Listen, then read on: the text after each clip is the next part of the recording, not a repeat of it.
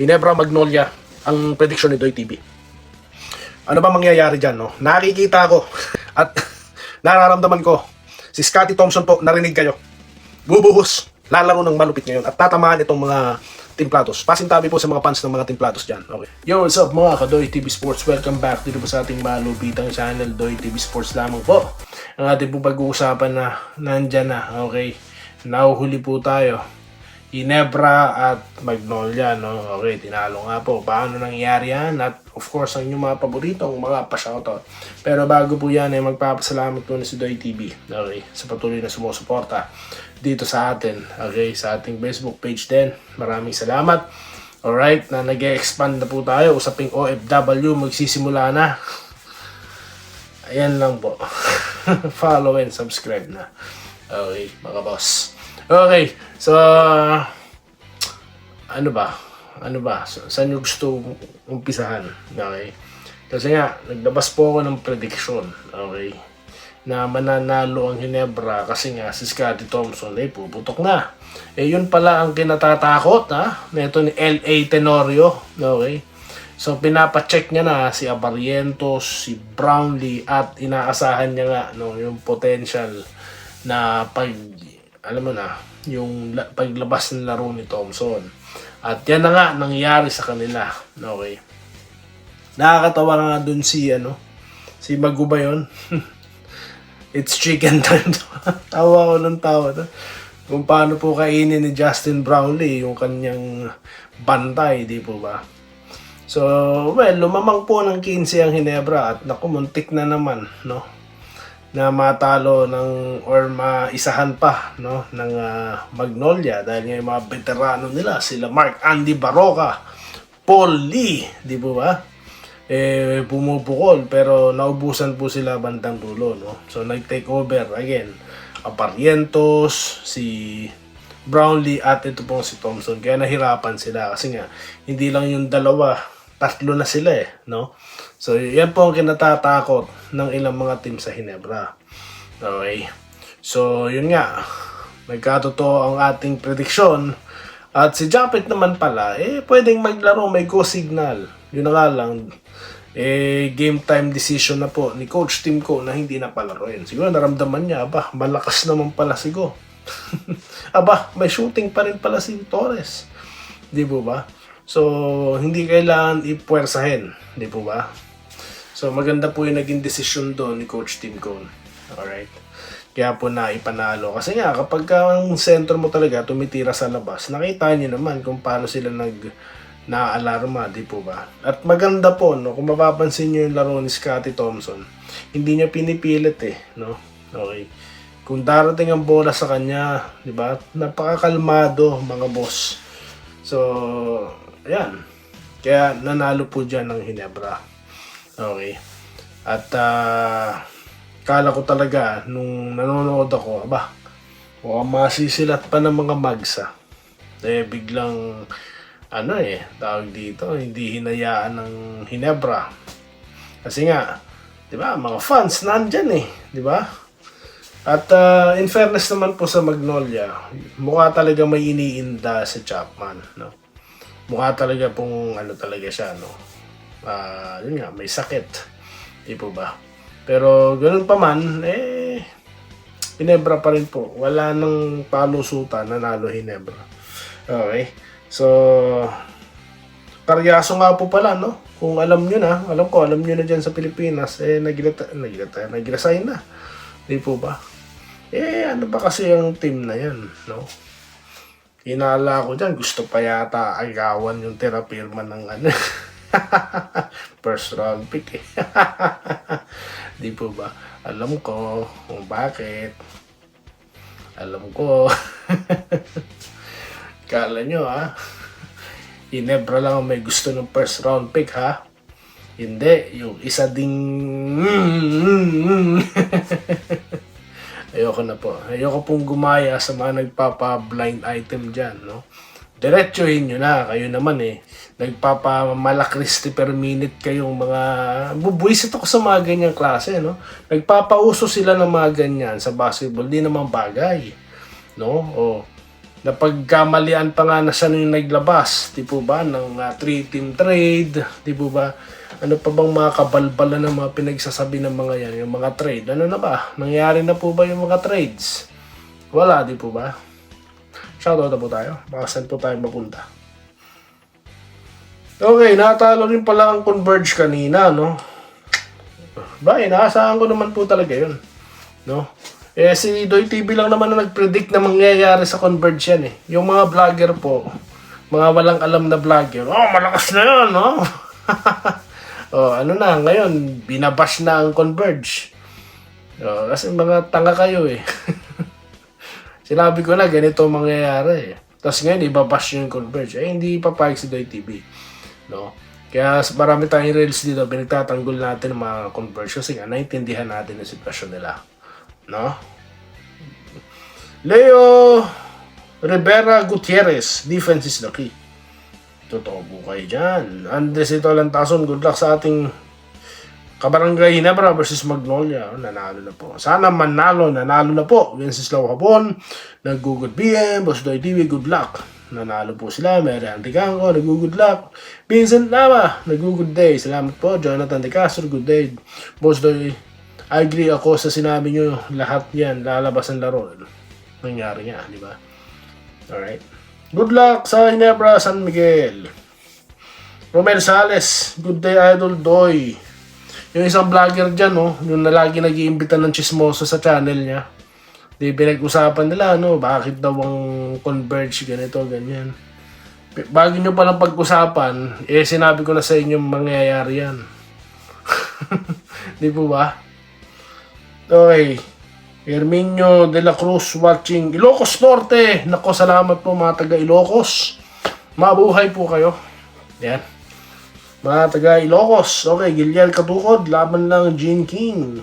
Basta maglaro ang tatlo, malamang manalo ang Converge, JDL, Calvin, at Arana.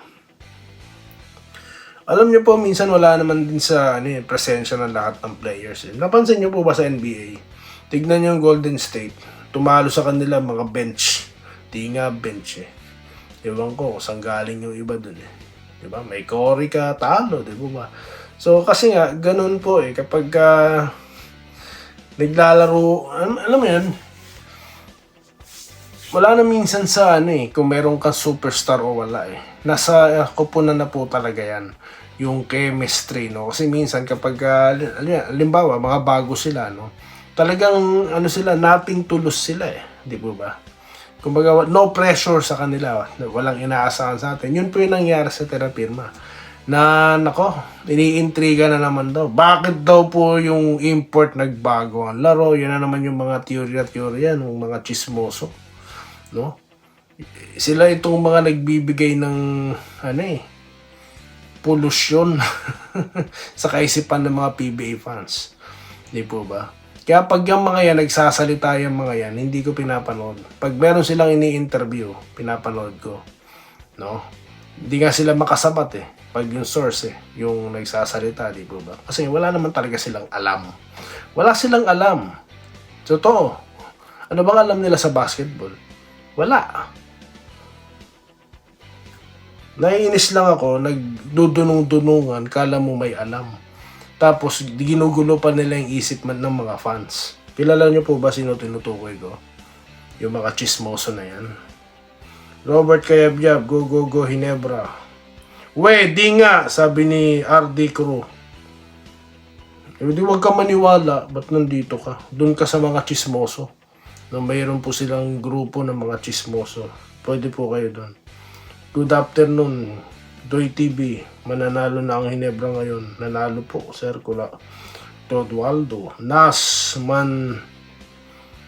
Manansala. Bartolo. Okay. Ano niyo po yung Bartolo Brothers? Hindi, joke. Ito, dapat bigyan ng playing time si Abis. Wala pong playing time. Wala. Anthony Iva. Hindi po pwede. Ang alin?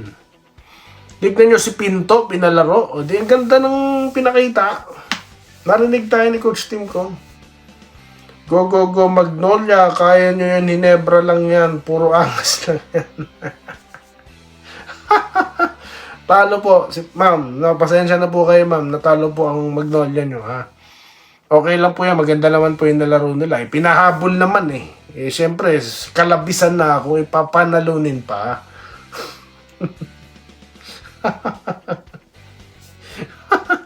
Okay, Rodante sa bida sa Palagay Doy TV. Sana, ano to? Inspirasyon. Natuwa pa nga si Coach Tim Con, di ba? Nung natalo sila kasi maganda yung execution. Hindi. Nagkataon lang po na nagpapasok yung tira sa labas. At hindi po ganun, nagpapasok ang tira ng San Miguel. Pero sabi ko nga, nung second quarter, kung magpapatuloy pong malamya yan, tatalunin ka na San Miguel kasi solid talaga. At yun po yung nangyari sa kanila. So hindi ko po maintindihan bakit natutuwa pa si Coach Tim Con doon, no? Maliban na lang kung Benjamin Hapayan. Sana makalaro na si Japet at Kmark mamaya. Alam nyo si Kmark, si Japet may clearance na. Si Kmark wala pa pong announcement, no? Kaya, sinabi ko naman na dito yan, di po ba? Magantay po tayo ng announcement na maglalaro yan. Kasi si Go in-announce yan eh, na maglalaro. No, si Kmark walang announcement. Yan po yung sinasabi ko. May tanga po na nagko-comment sa aking reels, no. Puro daw ako maglalaro. Bobo. Hindi mo pinanood yung kabuuan ng reels. Ang sinabi ko diyan, tinabla ko yung sinasabi ng mga mga bulaang vloggers. No? Kinorek ko, di po ba, gamit ang impormasyon sa legit sources. Tapos ako pa pagkakamalian mo. Daming, ewan. Good luck, Sir Doy. Okay, Nebra. Pag nanalo next game, nanalo po sila. Robert Dille, go, go, go. Benjamin Hapayan ulit. Robert Dille ulit. Ipinasa sa kalaban sa SMB. Ano pa ibig sabihin? Roderick Rodriguez, Doy, panalo ang Hinebra natin. Nagpakita na sa Scotty. At totoo sinabi mo, bumuhos nga si Scotty. Obrahin nyo. Ninyo Eyas, wala pang siguraduhan mananalong Hinebra. Siguro naman po, sir, naniniwala na kayo sa akin. Itaga mo sa bato. Okay, bakit hindi pa, ano to?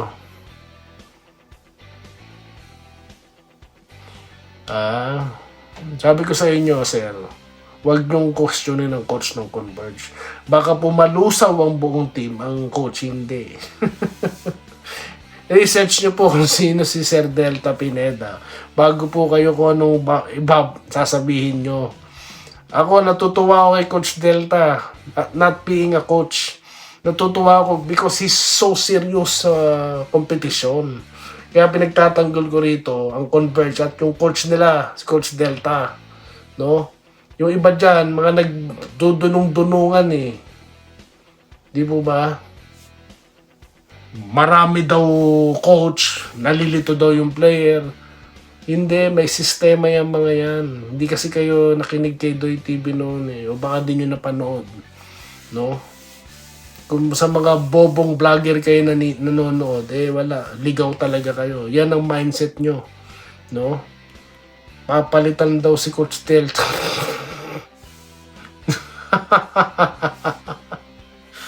Ay, nako. Sarap, alam mo, sarap yung topic dito ng Converge, no? Sa totoo lang, pagka tinatopic kong Converge, natutuwa ako eh, no? Sir Delta, baka naman. Okay, ang dami nagko-comment ha. Okay, hindi kangkong ang Hinebra. Yung mga nagsasabing kangkong ang Hinebra, wala naman rin pong alam yan mga yan. No, siguro po kung nauso yung word na yan at nagbablog na ako, ay nako, baka po hindi na ginamit yan. Yun lang po, no? Sa Joseph Pineda, ha? Baka kalain nyo nakakalimutan ko kayo, ha? Okay. Sir Tolit Stalag, Ma'am Irene Kilis, Ma'am Minerva Nimba, Sir Christian Arahan, alright, ng UK, ha? Alright. Habang naka-duty yan, nanonood yan si Sir. So yun lamang po mga boss, ha? Darating po ang panahon, lagi na tayo ring magkakausap. Okay. Sasabihin ko kung bakit. Maraming salamat sa inyo lahat. Mabuhay po kayo. At alam ko masarap ang mga gising nyo, no? Panood kayo ng panood, no? Reels, nire-replay nyo pa yata yung laro. Nakatatlong replay na kayo, no? Salamat po. Mabuhay po kayo. Stay safe po kayo dyan sa Pilipinas, mga boss. Salamat po sa panonood. Subscribe na para sa mga susunod na basketball at boxing videos.